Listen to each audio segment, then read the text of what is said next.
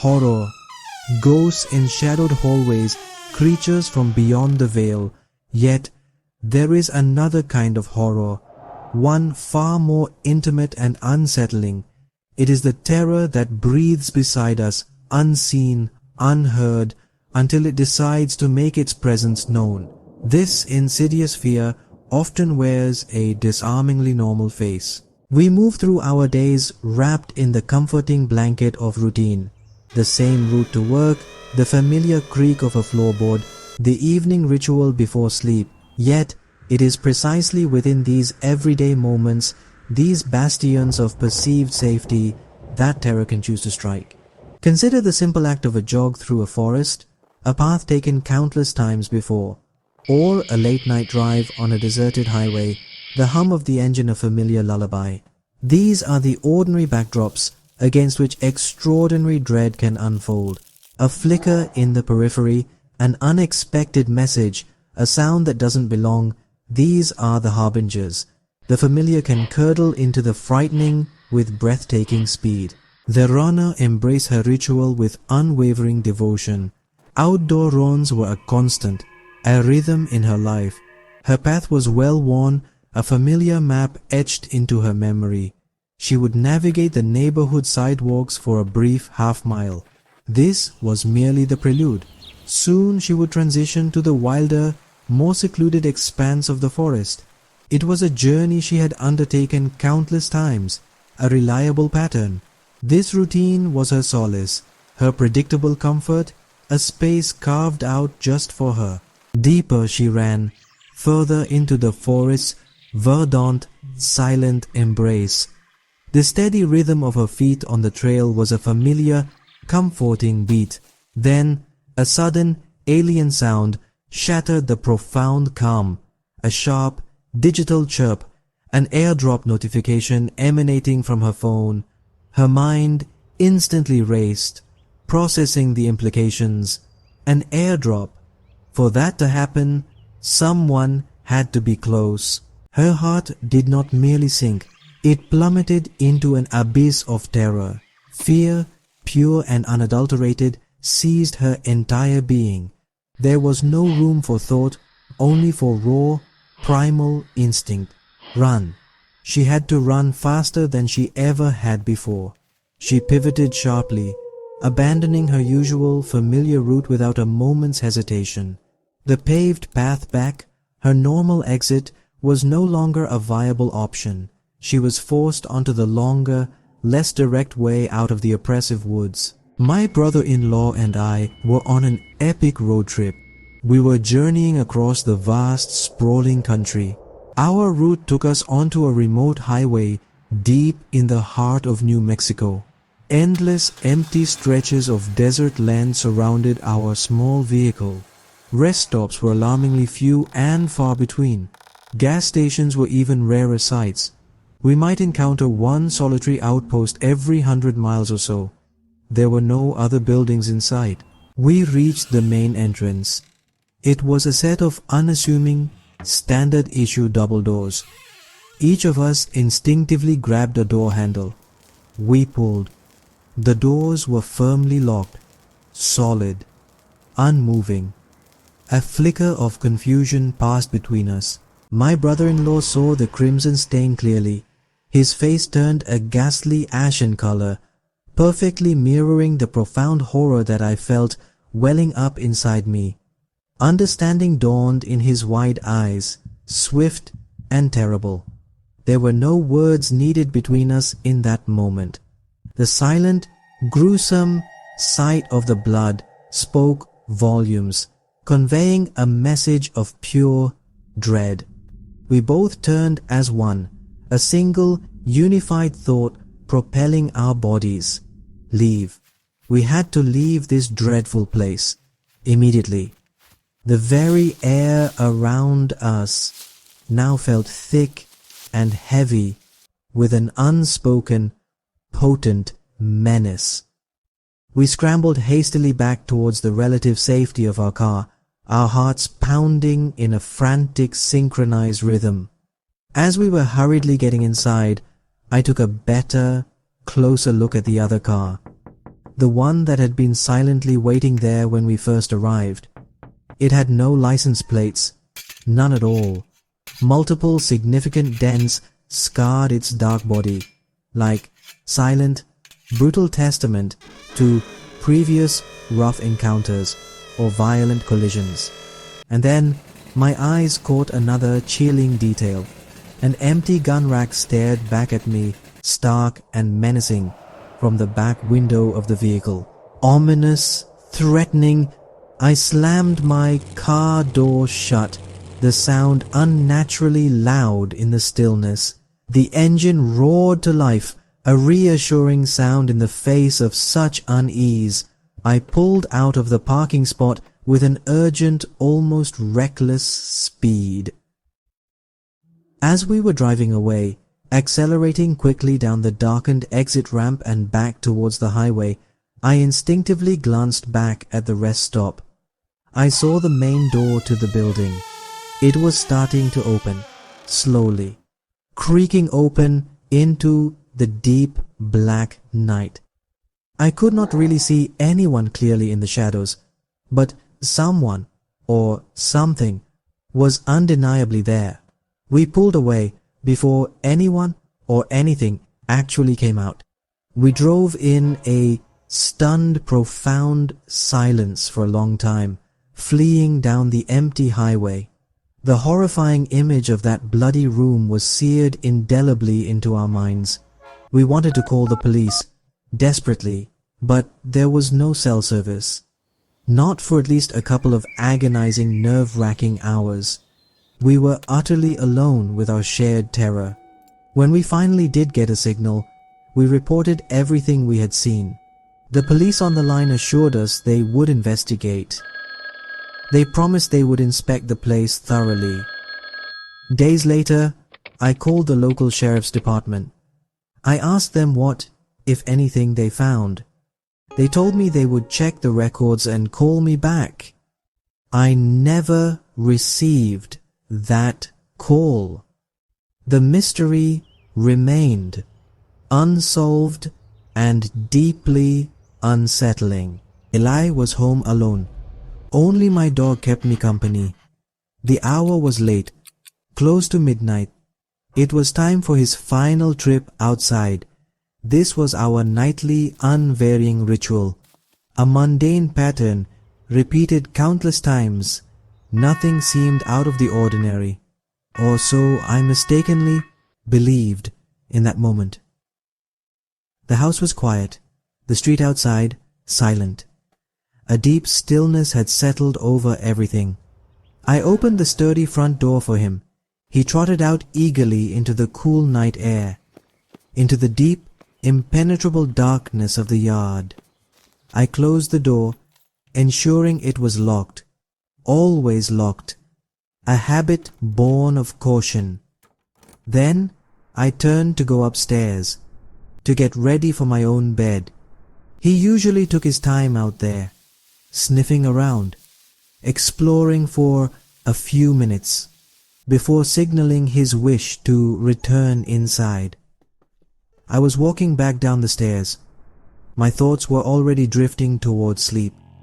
Then I heard it, a distinct sound, a scratching noise at the front door, faint at first, then growing a little clearer. This was his usual signal, unmistakable. My dog was ready to come back inside. It was a familiar, expected sound, nothing more. I headed towards the door without any alarm. I do not fully understand why I do it. It has been a deeply ingrained habit. Ever since I was very young, I always look through the door's peephole, without fail, before I ever open any door. It truly does not matter the situation, or who I might be expecting on the other side. I simply must know who is there. Absolutely, unequivocally, it is a rule I live by. I leaned in, pressing my eye close to the small circle of cold glass. My breath hitched, my heart stopped. Instead of my familiar small dog, I saw a man. His head was bowed down low. He stared very intently at the door handle, just staring, unmoving, fixated on the lock. My blood turned to ice in my veins. I froze completely, rooted to the spot, utterly unable to move or even breathe. My terrified eyes remained glued to the peephole. Then, that awful scratching sound came again.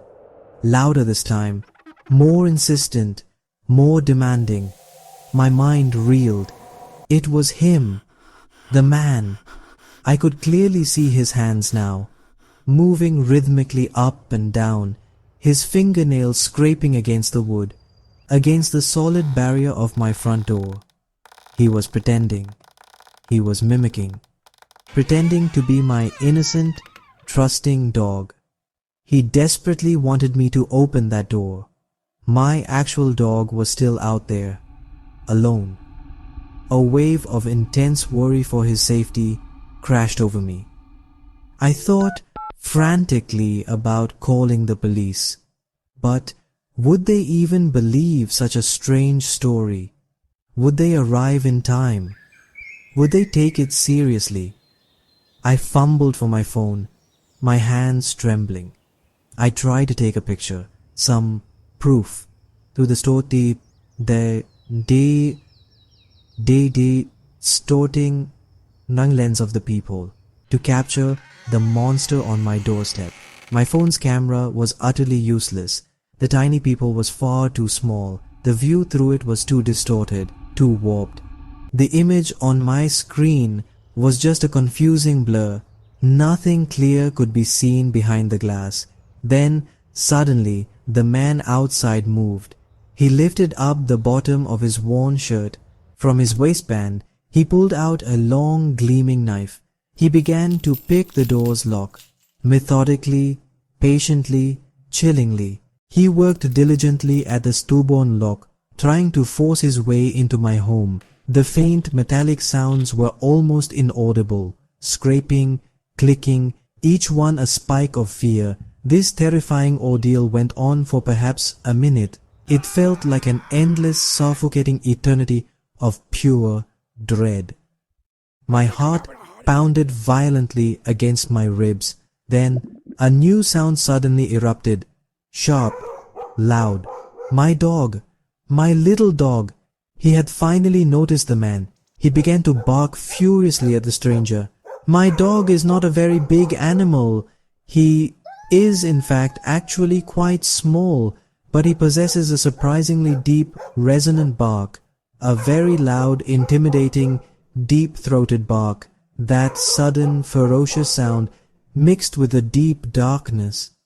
The man at the door likely could not see him clearly. This combination was evidently enough, more than enough to startle the intruder badly. He abruptly turned, and then he ran, vanished quickly back into the black, silent night. My brave little dog retook his rightful place, standing guard right there at the front door. His protective barks slowly subsided into soft growls. I rushed towards the door, relief flooding through me. My hands were still shaking uncontrollably. I fumbled with the locks, my fingers clumsy. I quickly, finally, pulled him back inside. Safe. We were both safe, at least for now. He looked up at me, panting, unaware he was a hero. I hugged him tightly, my fear slowly receding. It has been quite a while since this happened. I have since moved to a completely new house, far away from that street, that door, that memory. I did, of course, file a detailed police report, but they were unable to find any suspects. Nothing ever came of their investigation. I still think about him sometimes. That man, that terrifying face I almost saw. And what if my dog had not barked just then? What if? The question still haunts my quietest nights. I found myself living inside my car. Life had recently dealt a very harsh hand. Financial ruin had unfortunately found me, These were circumstances I prefer not to mention. I had just finished a long, grueling shift at work. My job had drained every last ounce of my energy. I was utterly, profoundly, and completely exhausted. Sleep was the only pressing thing on my tired mind, a desperate, overwhelming need for simple oblivion. My old car was my only available shelter now. I managed to find a parking spot. It was in some random Walmart parking lot. It seemed safe enough for just one night, or so I sincerely hoped, in my tired, foggy state. I climbed carefully into the back of my car. This was my makeshift bed, cramped but sadly familiar. I reached over towards the front seats. I put the keys into the car's ignition, just enough to keep the gentle heat on. The nights could still get surprisingly cold. I lay down flat, my whole body aching deeply. The profound weariness was like a heavy blanket. Sleep claimed me almost immediately, without warning. I fell asleep right away, sinking very deeply. There was no struggle, no prolonged restlessness, just a swift, welcome descent into unconsciousness. Unfortunately, in my exhausted, hazy mental state, I forgot. I forgot one crucial, incredibly simple thing. I completely forgot to lock my car doors. A truly dangerous and careless oversight. Now, it is a known fact about me. I have always been a remarkably heavy sleeper. It takes a considerable amount to wake me up. Loud noises very rarely stir my deep slumber. Many disturbances often pass me by completely unnoticed. Once I am soundly asleep, I am truly gone, lost to the entire world for many hours. This particular night was certainly no different. I was deeply, deeply, and vulnerably asleep, unaware of anything happening around me. I vaguely remember my eyes slowly opening, just a tiny crack at first, letting in faint, dim light. My other senses then began to come back to me, slowly, gradually. One by one, they returned. It felt like emerging from very deep, dark water. It was still quite dark outside the car windows. Not the bright morning light I might have expected. A peculiar, unsettling stillness hung in the air. Something felt distinctly, terribly wrong. A subtle, slowly creeping sense of deep unease. There was also this slight, constant humming sound. A low, steady thrum, unfamiliar and deeply unsettling. It vibrated gently throughout the entire car. My mind, still foggy and clouded with sleep, tried to place it. The darkness outside the car was profound. Not the familiar parking lot lights I knew so well. This was a completely different kind of blackness. Deeper, more complete, far more menacing. Where was I? What was actually happening? The terrifying questions began to surface. My gaze instinctively drifted downwards, towards the side, towards one of the car's passenger windows. I was hoping to see familiar parking lot lines, or perhaps the comforting glow of the store lights. Instead, to my horror, I saw trees, dark, imposing, shadowy shapes blurring rapidly past. They were moving very quickly, far too quickly. The car was definitely in motion. My car was undeniably, terrifyingly moving. A sudden shock of cold, stark realization. Someone else was in the driver's seat, a dark, indistinct silhouette against the faint dashboard lights, and the car was undoubtedly moving fast, speeding down some unknown, dark road. My heart instantly leapt up into my throat. Terror, sharp and chillingly cold, pierced right through me. This was certainly not a dream. This was horribly real. I was trapped, helpless in my own moving car, with a complete stranger at the steering wheel, taking me somewhere unknown and frightening. The figure in my driver's seat remained a shadow. Their dark hood was pulled low, effectively hiding any face. A total stranger was in control of my car. My only home was now a terrifying moving prison. Sheer panic began to claw its way up my throat. My heart hammered a frantic, wild, uncontrollable rhythm. Where were they actually taking me on this dark road? What terrible, unspeakable fate awaited me further ahead? My mind was a complete whirlwind of intense fear. I knew I had to do something. Immediately, my thoughts quickly turned to the small compartment, the one located in the back passenger door panel. Inside that space, I always kept a knife, small but sharp, a last line of desperate defense, rarely considered, until this very terrifying, truly dreadful moment. I reached for it, slowly, ever so slowly. My hand trembled uncontrollably, slick with cold sweat. Each tiny inch of movement felt like an eternity. Finally, my searching fingers brushed the familiar handle. I gripped it tightly, a small, desperate sliver of hope. With the knife clutched firmly in my hand, I lunged forward suddenly from the back seat. I screamed, a sound I barely even recognized, pointing the blade directly towards the hooded figure. He must have seen the sudden, desperate movement, or perhaps the faint glint of steel in the rearview mirror. He did not turn around to face me at all. Instead, he slammed hard on the car's brakes. The vehicle lurched violently, then skidded to a stop, throwing me forward hard against the front seats. The driver's door flew open almost instantly. The shadowy figure scrambled out, a quick blur of motion. He ran directly into the deep, dark forest. The tall, silent trees swallowed him in the blackness.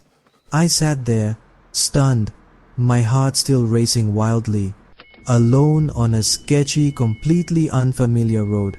My phone showed the time as 3 a.m. No signal. I later found I was 2 hours from that Walmart. Who was he? Why did he take my car? Was it just simple theft? Or something far worse? In my early 20s, Tinder was a frequent companion. I navigated its digital landscape with a mix of hope and caution. Sometimes connections sparked, other times I faced the quiet disappointment of a no-show, or simply a date where the chemistry stubbornly refused to appear. It was a lottery of modern romance, a game of chance played with swipes and brief messages. I had grown accustomed to its rhythms, its highs and its lows. Each new match held a flicker of possibility, a potential story waiting to unfold in the real world beyond the screen. Then I matched with this one particular girl. Her profile was intriguing. She was remarkably close to me, geographically speaking, just a couple of miles away, or perhaps even less. This detail alone stood out. I knew her profile must have been new. I had been on the application for quite a while by that point. It was starting to suggest people from increasingly distant locations. Her sudden appearance felt like a fresh opportunity, a welcome change from the usual widening search radius. The proximity itself felt promising, more tangible somehow. We talked for about a day. The conversation flowed easily, surprisingly so. There were no awkward pauses, no forced pleasantries. It felt natural, engaging, and comfortable. We decided to meet for dinner that very evening. The plan was simple. I would pick her up from her place. From there, we would see where the night took us. I felt a familiar flutter of anticipation, a new face, a new conversation, the potential for something good. I got into my car, a sense of cautious optimism accompanying me. I set my GPS for the address she had given me. The address led me to an apartment complex. It was a large, sprawling place, the kind with numerous identical buildings and winding internal roads. This was not unusual, of course. Many people lived in such complexes. I began the slow process of driving around. My eyes scanned the building numbers, searching for hers. The complex felt like a small village in itself. Finally, after a few minutes of careful searching, I located her building. I pulled my car up to the curb right outside. I sent her a quick text message, "I'm parked right outside." Her reply came almost instantly, but it was not what I expected. Her text message was insistent. She wanted me to come meet her directly at her apartment door. I found this request a little annoying, if I am perfectly honest. There was absolutely nowhere convenient to park close to her building. The designated spots all seemed to be taken. I had to drive a bit further away, down the winding complex road, searching for an empty visitor's space. Finally, I found one, but it was a fair walk back. This small inconvenience was a minor irritation, nothing more at the time. Or so I thought. As I began walking towards her building, I decided to check her profile one last time, just to refresh my memory of exactly what she looked like. It was a habit, something I often did before meeting someone new from the app. I pulled out my phone, tapping on her picture. I scrolled through her selection of photographs. That is when a strange, unsettling feeling began to creep over me. The pictures were inconsistent. Each image seemed to feature a girl who was similar looking. Yes, but still, undeniably, subtly different from the others. I had no idea how I had not noticed this glaring inconsistency before. My mind raced, trying to make sense of it. Had I been too quick in my initial assessment? Too eager for the match? I tried to rationalize what I was seeing. I gave her the benefit of the doubt, as one often does. I just assumed perhaps that some of the pictures were of her friends, or maybe her sisters. It was a plausible explanation, I told myself.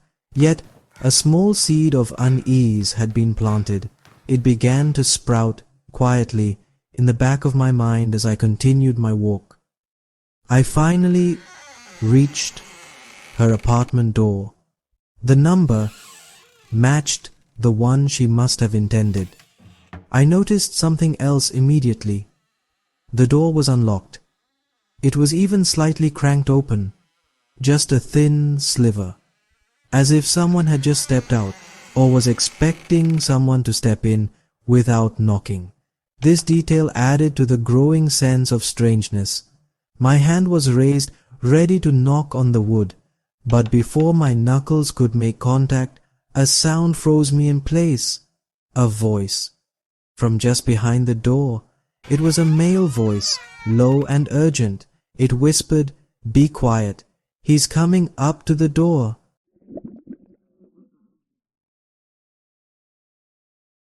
My blood ran cold. Every nerve ending screamed danger. It was not a thought, but a pure, visceral, gut reaction. Something was terribly wrong here. Something terrible was about to happen to me if I stayed. There was no hesitation, no moment of debate in my mind. I had to leave. Immediately. I turned around on the spot. I did not walk, I ran. I ran as fast as I could out of that building. Down the stairs, through the confusing corridors of the apartment complex, back towards the distant safety of my parked car. My heart hammered against my ribs like a trapped bird. When I finally got home, I was shaken. My hands still trembled slightly. I tried to process what had just occurred. The strange insistence on coming to the door, the inconsistent photos, the door left ajar, and then that chilling whisper from a man I had never seen. It was too much. Too many red flags. I sank onto my couch, relief washing over me in waves, quickly followed by a lingering dread. I had narrowly escaped something sinister. I was sure of it. I did not know exactly what, but the feeling of profound menace was undeniable. Then my phone buzzed. 2 new notifications. Both were from the Tinder account, the one belonging to the girl I was supposed to meet. My stomach twisted. The first message read something like, "I saw you. Where'd you go?" My breath caught in my throat. They had seen me. They knew I had been right there, at their door. The second message followed almost immediately. It simply said, "Come back." The words were an icy invitation, loaded with unspoken threat. I ignored both messages, my fear now mixed with a growing anger. Before I went to bed that night, my phone lit up one last time. Another text from that same Tinder account. This one was short, terse, and utterly terrifying. It simply said, "We got your license plate number?" That was it. A clear, unmistakable threat. They knew who I was, or at least they knew my car. I deleted the Tinder app right then and there, that night, without a second thought. The allure of online dating had soured completely, replaced by the cold, hard reality of a danger I had almost walked straight into. These stories have drawn us through shadowed paths. We have walked beside individuals who faced unimaginable terror. Their experiences were not conjured from fantasy, they were born from the chilling reality of everyday life. The fear they felt was raw, visceral, and deeply personal. It is the kind of fear that does not simply vanish when the immediate danger passes. It lingers, an unwelcome guest in the quiet corners of the mind. These accounts serve as a stark, unsettling reminder. True horror is not confined to the pages of a book or the flickering images on a screen. It can, and does, exist all around us. The most terrifying aspect of these encounters is their sheer unexpectedness. A familiar forest trail, a place of solace and exercise, transforms into a hunting ground. A desolate rest stop, meant for weary travelers, conceals a scene of bloody violence. The innocent scratching of a beloved pet at the door becomes a sinister deception. A car, a symbol of freedom and security, turns into a terrifying, moving prison cell. Even the search for human connection, a simple dinner date, can mask a carefully laid, malicious trap. The mundane can shatter in an instant, revealing a horrifying abyss just beneath its calm surface. Vigilance, therefore, becomes more than just a passing thought. It evolves into a necessary shield, a constant companion in a world where threats can materialize without warning. These narratives underscore the profound importance of trusting our instincts. That sudden, inexplicable prickling sensation on the skin, that deep, gut feeling that something is terribly, undeniably wrong. These intuitive alarms can often mean the difference between safety and grave danger. We must learn to listen to these internal warnings. The surface of reality can be deceptive, hiding perils that only a keen awareness can hope to detect before it is too late. The echo of such real-life horror resonates long after the event itself has concluded. It changes perception, painting familiar landscapes with a new, more somber palette of caution. The unexpected nature of these terrors leaves indelible marks, subtle scars on the psyche. These are not merely tales of fright, they are profound testaments to human vulnerability. But, equally, they speak to the resilience of the human spirit, the capacity to face the darkness, to escape its grasp, and to carry the memory as a heavy, potent lesson. The shadow of fear, once cast, often lingers indefinitely.